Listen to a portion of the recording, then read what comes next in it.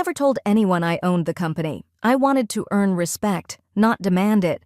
Then David and his team humiliated me in front of everyone. They thought I was just Rachel from accounting. Their faces when they learned who actually signs their paychecks? Absolutely priceless. Growing up, I was always Richard Sullivan's daughter. My father built Sullivan Industries from nothing, turning it into a billion-dollar tech company over 30 years. He was a legend in the business world, respected, feared, and admired. And me? I was just the quiet girl who studied business and finance, trying to make him proud from the shadows. When Dad died suddenly last year, I inherited everything. The company, the fortune, the legacy. The board expected me to sell my shares or become a silent partner. "You're too inexperienced," they said. "Too soft." What they really meant was too female. I could see it in their eyes. They were already dividing my father's empire among themselves, but I had other plans. Instead of announcing myself as the new CEO, I made a choice that would change everything. I created a paper trail showing the company had been purchased by an overseas investment group with a mysterious new owner who preferred to remain anonymous. Then I applied for a mid-level accounting position at my own company using my mother's maiden name. Why go undercover? Simple. My father built relationships with his employees, but in recent years something had changed. Complaints were rising. Talented people were leaving. I needed to see the company culture firsthand, to understand what was broken before I could fix it. I didn't want to be handed respect because of my last name. I wanted to earn it through my actions. So I became Rachel Chen, a quiet accountant with a decent resume who kept to herself. I took the bus to work, brought lunch in a paper bag, and rented a modest apartment. I watched, I listened, and I learned. And what I discovered shocked me. A toxic culture led by executives who bullied their way to the top, particularly David Reynolds and his inner circle. For months, I endured their condescension, their sneers, their jokes. I documented everything while trying to connect with the good people still left in the company. People like Michael, who managed the creative department with kindness and vision despite constant pressure from above. I planned to reveal myself after 6 months. Just observe, then step in as owner. Simple. But then came the quarterly meeting where David and his team decided to make an example of me in front of the entire staff. They didn't just cross a line, they obliterated it. And in that moment, I decided the quiet, invisible Rachel was about to show them exactly who they were dealing with. Stay with me to see how I turned workplace humiliation into the sweetest revenge while finding unexpected love along the way. Because sometimes, the person you underestimate today might be signing your termination papers tomorrow. My first day at Sullivan Industries as Rachel Chen was surreal. I'd been in the building countless times with my father, but always through the executive entrance, always met with smiles and respectful nods. Now, I was just another face in the crowd, clutching my employee badge and trying to remember where HR said the accounting department was located. The accounting floor was nothing like the executive level. No windows, just fluorescent lights that buzzed overhead like angry insects. Cubicles arranged in tight rows, each one identical to the next. This was where my father's financial empire was maintained, record by meticulous record, by people whose names he probably never knew. Lisa, the department head, showed me to my desk with an efficiency that bordered on coldness. Bathrooms down the hall, break rooms around the corner, staff meeting every Monday at 9 a.m. sharp. Questions? When I shook my head, she nodded once and walked away, already focused on her next task. It didn't take long to identify the power players. David Reynolds, Chief Operations Officer who'd been gunning for my father's position for years. Elizabeth Walsh, VP of Marketing, who looked at lower-level employees like they were gum stuck to her designer heels. And Patrick Nelson, Head of Sales, whose booming voice always preceded him as he barked orders at anyone unfortunate enough to cross his path. I called them the Triad in my mental notes. They moved through the building like royalty, leaving nervous whispers and anxious looks in their wake. What surprised me most was how they seemed to feed off each other's cruelty, turning minor mistakes into public humiliations and using fear as their primary management tool. "Don't make eye contact with David if he's having a bad day," whispered Karen from the cubicle next to mine after I'd been there 2 weeks. Last month he fired Gloria from payroll because she asked him to resubmit a form he'd filled out incorrectly. 22 years at the company, gone like that. But not everyone at Sullivan Industries was part of this toxic culture. On my 3rd week, I was struggling with a new financial software system when Michael Bennett, the creative director, stopped by accounting to discuss budget allocations for his department. He noticed my frustration immediately. "That system's a nightmare when you first start," he said, pulling up a chair beside me.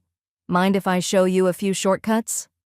Michael spent his lunch break walking me through the program, patient and kind, despite having no obligation to help me. When I thanked him, he just smiled and said, "We all need a hand sometimes. Pay it forward when you can." As the weeks passed, I saw how Michael protected his team from the triad's worst behaviors.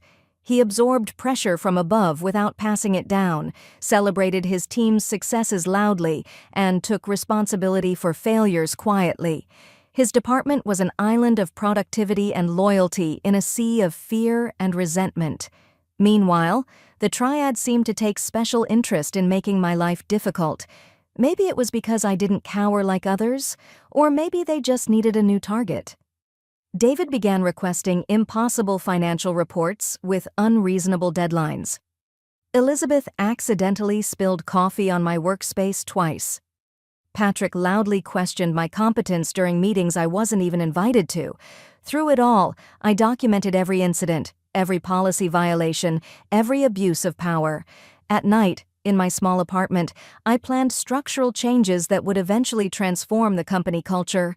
But I was also learning something valuable: who to keep, who to promote, and who needed to go. And then there was Michael. Our professional interactions gradually became friendly chats, then coffee breaks together, then occasional lunch discussions about everything from company politics to favorite books. I found myself looking forward to seeing him each day, his genuine smile a bright spot in an otherwise challenging environment.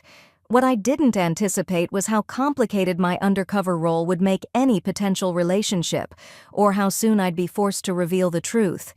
3 months into my undercover mission, I'd accumulated enough evidence to justify a dozen terminations and complete restructuring of multiple departments. The company I inherited was rotting from within, and the triad was at the center of the decay. But I wanted to understand the full extent of the damage before taking action. What I didn't expect was to become their primary target. It started small. David accidentally excluding me from important email chains, then reprimanding me for missing deadlines I was never informed about. Elizabeth reassigning my projects without notice, then questioning my productivity during department reviews. Patrick loudly talking over me in meetings whenever I tried to contribute. "Just keep your head down," advised Karen after one particularly brutal meeting. "They'll find someone else to torment eventually." But I couldn't keep my head down. Not when I saw talented employees being crushed under the triad's toxic leadership. Not when I witnessed the company my father built with integrity being twisted into something unrecognizable. I began quietly challenging their decisions, asking pointed questions during meetings, documenting discrepancies in financial reports that suggested the triad was funneling company resources into pet projects without proper authorization. I wasn't confrontational, just persistent, and that's what put me in their crosshairs. The quarterly all-hands meeting was scheduled for a Friday afternoon in the main conference center. These meetings typically reviewed company performance, announced new initiatives, and recognized outstanding employees. My father had always used them to boost morale and unite the company around common goals. Under the triad's influence, they'd devolved into 3-hour sessions of self-congratulation and thinly veiled threats about performance expectations. I arrived early, taking a seat toward the middle of the room, visible but not conspicuous. Michael caught my eye as he entered with his team, giving me a small smile and wave before settling into a row near the front. The room filled quickly, a nervous energy pulsing through the crowd as David stepped up to the podium. The meeting progressed as usual, inflated projections, vague platitudes about synergy and market disruption, and lukewarm applause at appropriate intervals. Then David announced they'd be reviewing departmental inefficiencies and called Elizabeth to the stage. As part of our ongoing excellence initiative, she began, clicking to a PowerPoint slide, we've identified specific areas requiring immediate attention. My stomach dropped as my employee ID photo appeared on the giant screen behind her, alongside a graph showing productivity metrics that I knew were deliberately manipulated to show poor performance. Rachel Chen in accounting represents the type of performance issues we simply cannot tolerate moving forward, Elizabeth continued, her voice dripping with false concern. Despite numerous supports and interventions, Ms. Chen has consistently failed to meet basic standards expected of all Sullivan employees. The room went silent. 300 people staring at my photo, at the fabricated data, at me. Patrick joined them on stage, adding, "This kind of mediocrity costs the company thousands in lost productivity. We're highlighting this case as an example of what will no longer be acceptable under our new performance guidelines." They continued for 15 excruciating minutes, dissecting my supposed failures, making jokes at my expense, even sharing private emails out of context to make me appear incompetent. I sat frozen, feeling the weight of every stare, every whispered comment, every uncomfortable shift in the seats around me. When they finally moved on to other topics, I slipped quietly from the room, making it to the empty stairwell before the tears came. Not tears of humiliation, but of pure, white-hot rage. This company, my company, had become a playground for bullies, and employees were paying the price. I was gathering myself to leave when the stairwell door opened and Michael appeared, concern etched across his face. "Rachel, are you okay? That was completely unprofessional in there. They had no right to—" "I'm fine," I interrupted, quickly wiping my eyes. "Really? You're not fine, and you shouldn't be," he said firmly, sitting beside me on the stairs. "What they did violates every HR policy in the book. It was cruel and based on manipulated data. I've worked with accounting enough to know your work is impeccable." His kindness nearly broke my composure again. "Thank you for saying that, but why risk getting on their bad side for me?" Michael's expression softened. "Because that's not who I am, and it's not who this company used to be either. My first job out of college was here, when Richard Sullivan still ran things day to day. He treated everyone with respect, from the cleaning staff to the executive team." I swallowed hard at the mention of my father's name. "What changed?" "Power vacuums attract the wrong kind of people," he sighed. "After Richard stepped back and then passed away, people like David saw their chance and took it. The new owner, whoever they are, seems completely disconnected from what's happening here. If he only knew." "I'm planning to leave soon anyway," Michael continued. "I've been trying to protect my team as long as possible, but after what I saw today," he shook his head, "this isn't the place I fell in love with anymore." In that moment, I nearly told him everything, but the timing wasn't right.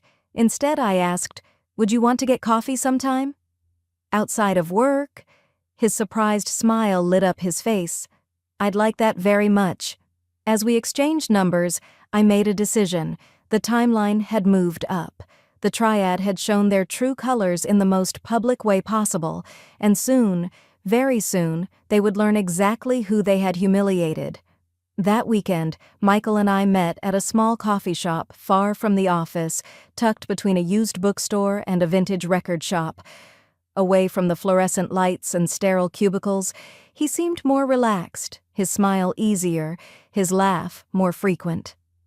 I found myself forgetting about the triad, about my secret identity, about everything except the man sitting across from me. "I have a confession," he said after we'd settled in with our drinks.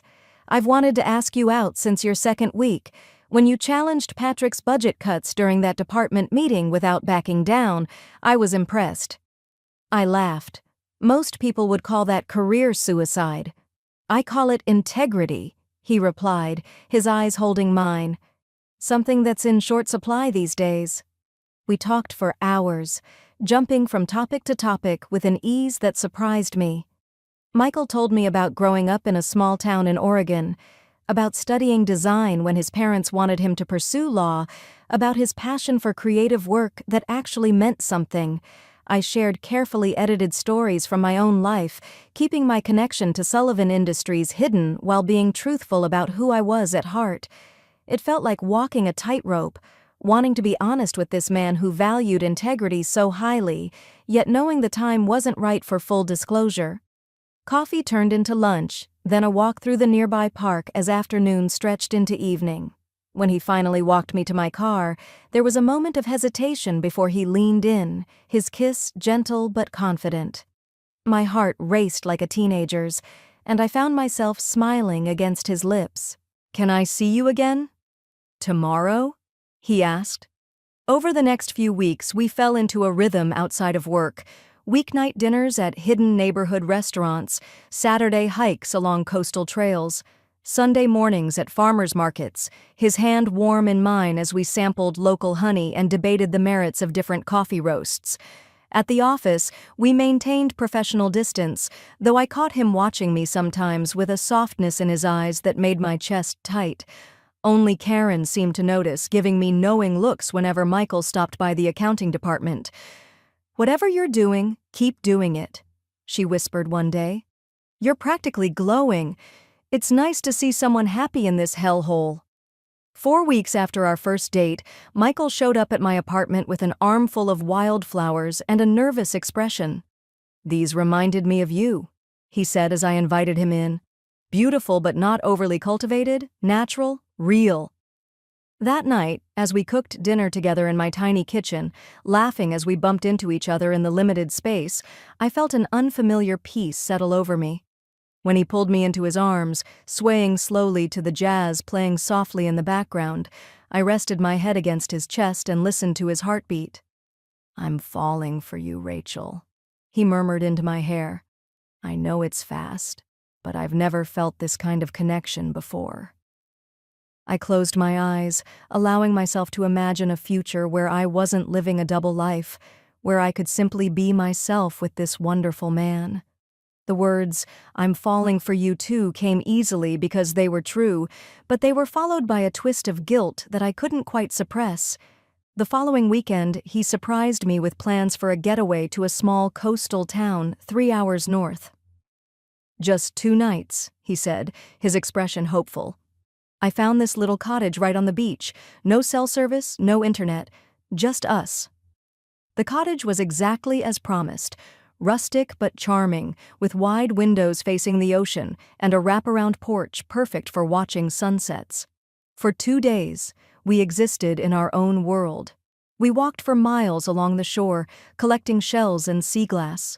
We drank wine by a driftwood fire as stars crowded the night sky. We slept wrapped in each other's arms, the sound of waves our only lullaby. On our last morning, watching the sunrise from the porch swing, Michael turned to me with an expression so open it made my heart ache. "I know we haven't been together long, but these past weeks have been the brightest spot in my life for a long time. Whatever happens at that toxic company, whatever the triad throws at us next, knowing I have you makes it bearable." I squeezed his hand, making a silent promise to myself. When I finally revealed the truth, I would do everything possible to keep this man in my life. Because somewhere between coffee shops and coastal walks, between gentle kisses and heartfelt conversations, I had fallen completely, irrevocably in love. What I didn't know then was how soon my carefully constructed world would collapse, or how Michael would react when he discovered who Rachel Chen really was. The Monday after our beach getaway, something shifted at Sullivan Industries. Whispers in hallways, closed-door meetings, unusual activity in the executive suite. Karen leaned over her cubicle wall during lunch. "Word is, the triad's planning something big. David's been gloating all morning about securing their position, whatever that means."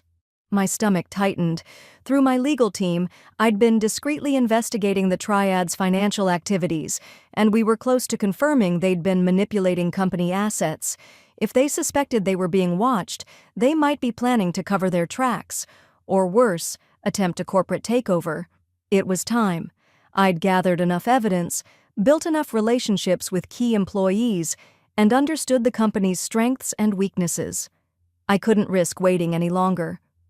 That evening, I called my attorney and set things in motion. The next day, private security I'd hired months ago but kept on standby received their instructions. HR was quietly briefed about impending leadership changes. The board was notified of an emergency meeting scheduled for Thursday morning. And then I faced my most difficult task, telling Michael the truth. I invited him to dinner at my apartment Wednesday night, my hands shaking slightly as I prepared his favorite pasta dish. When he arrived with a bottle of wine and that smile that still made my heart skip, I almost lost my nerve. "Are you okay?" he asked, immediately sensing my tension as he embraced me. "Did something happen at work?" "Let's eat first," I suggested, not quite ready to upend everything. "Then we need to talk." Dinner passed in a blur, my anxiety mounting with each passing minute. Finally, as we moved to the couch with our wine glasses, I took a deep breath.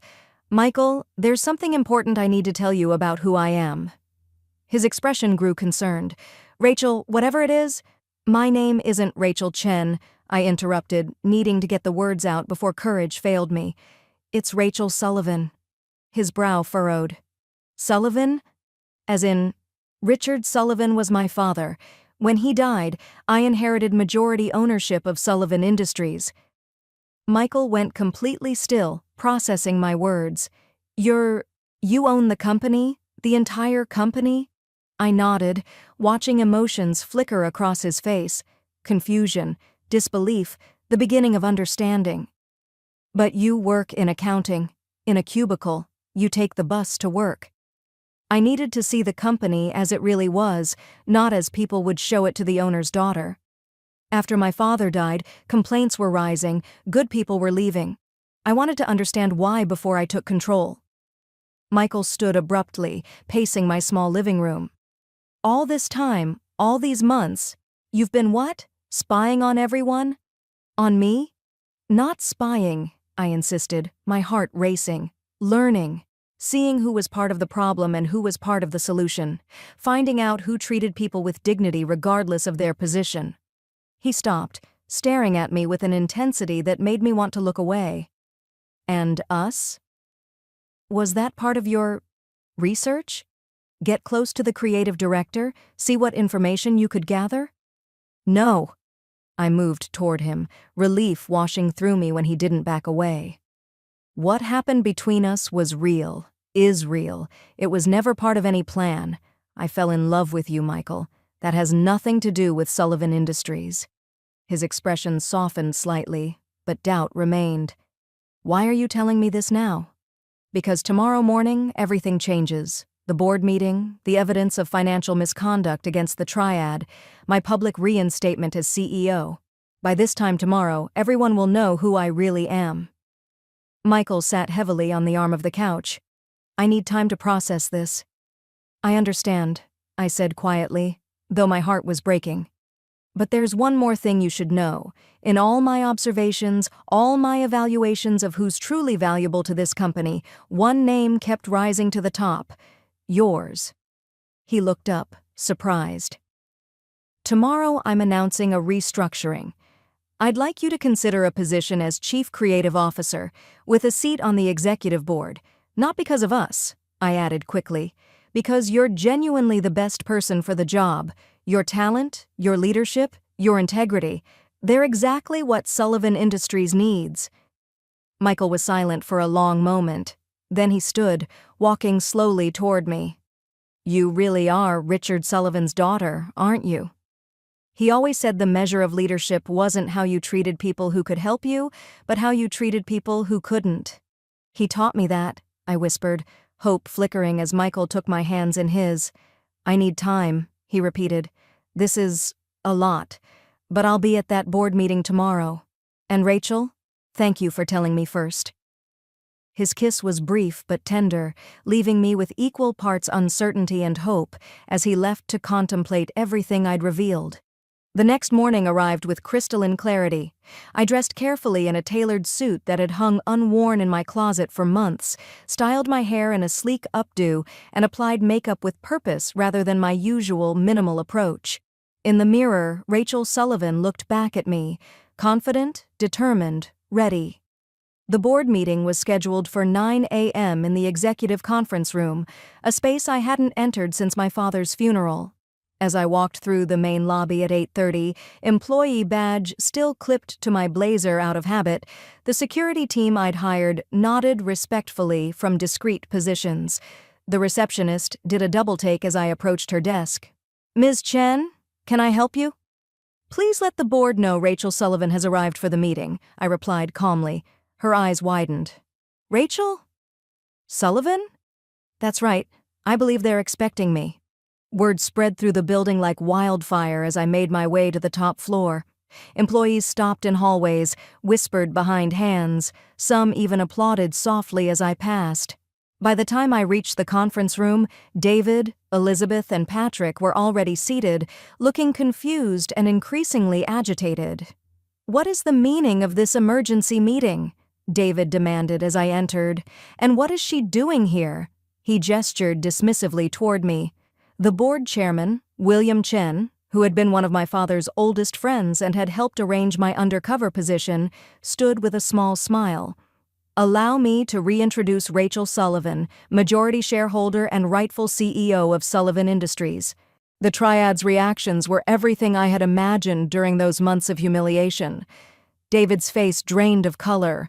Elizabeth's mouth opened and closed without sound. Patrick knocked over his water glass. "This is absurd," David finally sputtered. "She's an accountant. A nobody." "Actually," I replied, taking my seat at the head of the table, "I've been the owner of this company for 14 months. I simply chose to experience it from the ground up before making necessary changes." What followed was a methodical presentation of evidence, financial discrepancies, abuses of power, policy violations, all documented in meticulous detail during my time in accounting. As security escorted the triad from the building, their access revoked, their company devices confiscated, I watched through the conference room windows. Then the door opened and Michael walked in, looking exhausted but resolute. My heart leapt at his presence, though I kept my expression professional. "Mr. Bennett," the chairman acknowledged, "thank you for joining us." Michael took the empty seat to my right, his eyes never leaving mine. I wouldn't miss it. The remainder of the meeting passed in a blur of action items, restructuring plans, and transition strategies. By noon, company-wide emails had been sent announcing the leadership changes and an all-hands meeting scheduled for that afternoon. As the board members filed out, offering congratulations and pledges of support, Michael remained seated. When we were finally alone, the silence between us felt weighted with possibility. "Chief Creative Officer," he said finally, "that's quite a promotion." "It's warranted," I replied. "If you want it?" He leaned forward, elbows on the table. "And what about us? Is there still an us, Rachel Sullivan?" I met his gaze steadily. "I hope so. Everything I told you about my feelings was true. The only thing I lied about was my last name." "And your apartment? The bus? The whole modest lifestyle?" I smiled slightly. "All real. I wanted the full experience. Though I do have a slightly nicer place across town that's been sitting empty." A small smile tugged at his lips. So the woman I fell in love with, her values, her character, her heart, that was all real? Completely. Michael stood, walking around the table until he stood before me. "Then that's all that matters." He pulled me gently to my feet, his arms encircling my waist. "Though I have to admit, watching you take down the triad was incredibly attractive."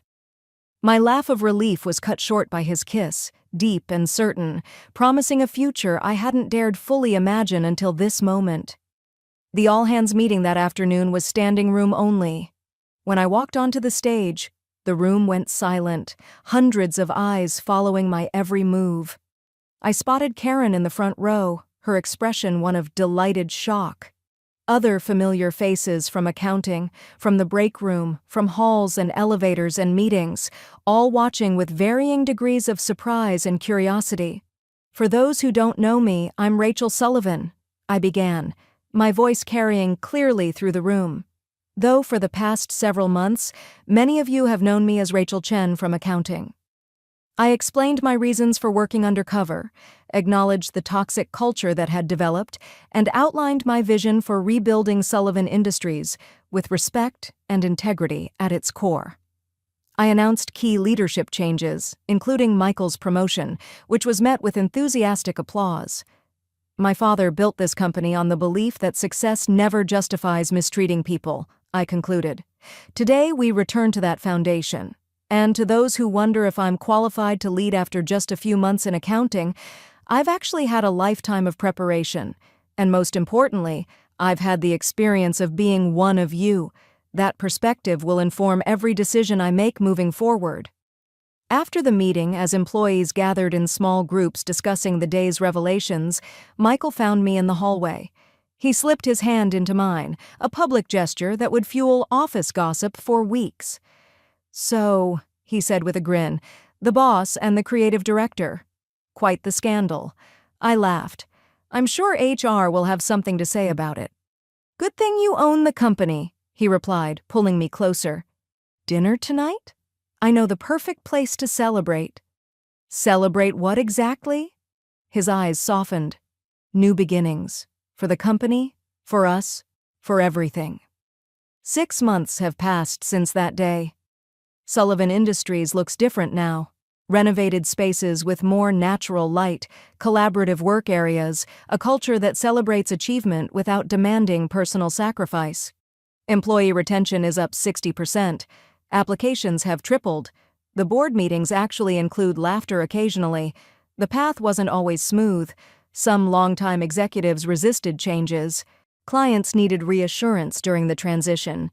And yes, there were whispers about my relationship with Michael, suggestions that his promotion was personal rather than professional. We weathered it all by maintaining clear boundaries at work while building something beautiful in our private life. Today, I still occasionally visit different departments unannounced, sitting with employees at all levels, listening to their ideas and concerns. Not undercover. Everyone knows exactly who I am now, but with the same genuine interest in their experience. My father would be proud, I think, not of the profit margins which have actually improved, but of the renewed spirit in the company that bears our name. As for Michael and I, we moved in together last month. His creative vision has transformed our marketing approach, winning industry recognition and attracting exciting new clients. More importantly, his department has become a model for the collaborative culture I always envisioned. At home, he fills our space with unexpected flowers, thoughtful surprises, and unwavering support on the days when leadership feels too heavy. This summer, we're planning a 2-week vacation to the Italian coast, our first real break since the transition. Michael doesn't know it yet, but I've been working with a local jeweler to design a ring. Turns out I'm tired of waiting for things I know I want. Sometimes late at night, I think about that humiliating quarterly meeting, about David and Elizabeth and Patrick making me an example of inadequacy in front of the entire company. In a strange way, I'm grateful. Their cruelty accelerated my timeline, gave me clarity about what needed to change, and ultimately led me to claim both my birthright and my heart's desire with newfound confidence. The woman they humiliated now signs their severance checks. The nobody from accounting transformed their toxic playground back into a thriving, human-centered business. And the revenge they feared was nothing like the redemption I actually created, not just for myself, but for hundreds of employees who deserved better. If you're watching this and feeling underestimated, overlooked, or pushed into the shadows, remember my story. Your position doesn't determine your power, your title doesn't limit your impact, and sometimes the person they dismiss today will be leading tomorrow. Thanks for staying with me through this journey. If my story resonated with you, please hit subscribe and share your own experience of standing up for yourself in the comments below. Remember, the sweetest success isn't just proving others wrong, it's creating something better in the process.